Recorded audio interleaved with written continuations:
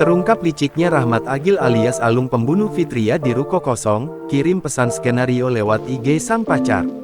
Satu persatu kebohongan Rahmat Agil alias Alung yang membunuh pacarnya, Fitria Wulandari di Bogor, Jawa Barat, perlahan terbongkar. Terbaru, Alung buat skenario Fitria mengiriminya pesan dari Instagram. Padahal pesan itu dikirim Alung sendiri menggunakan handphone Fitria. Ini adalah akal bulus Alung menutupi kelakuannya yang telah membunuh sang pacar di ruko kosong. Alung bahkan berpura-pura mendapat chat dari Fitria Wulandari melalui Instagram. Padahal saat itu Fitria sudah tewas dan ponselnya dikuasai oleh Alung. Pacarnya itu disembunyikan oleh Alung dalam ruko kosong tempat ayah korban bekerja. Jasad wanita dalam ruko kosong itu adalah Fitria Wulandari. Dia merupakan warga Kampung Batu Tapak RT 6/3, Kelurahan Pasir Jaya, Kecamatan Bogor Barat, Kota Bogor. Fitria pamit dari rumahnya pada Kamis tanggal 30 November tahun 2023 untuk ngopi bersama teman-temannya.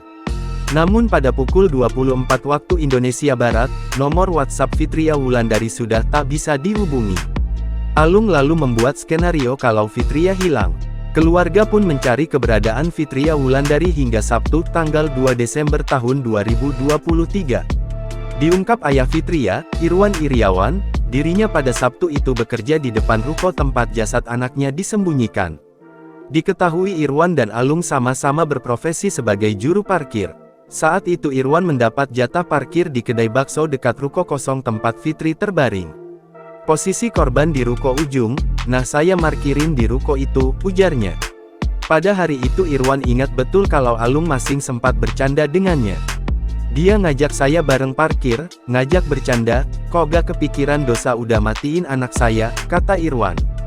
Dikatakan Irwan, saat itu Alung juga mengaku mendapat chat dari Fitria. Rupanya chat tersebut adalah akal-akalan Alung saja. Alung pun seolah meyakinkan orang tua Fitria Wulandari bahwa korban dalam kondisi baik-baik saja.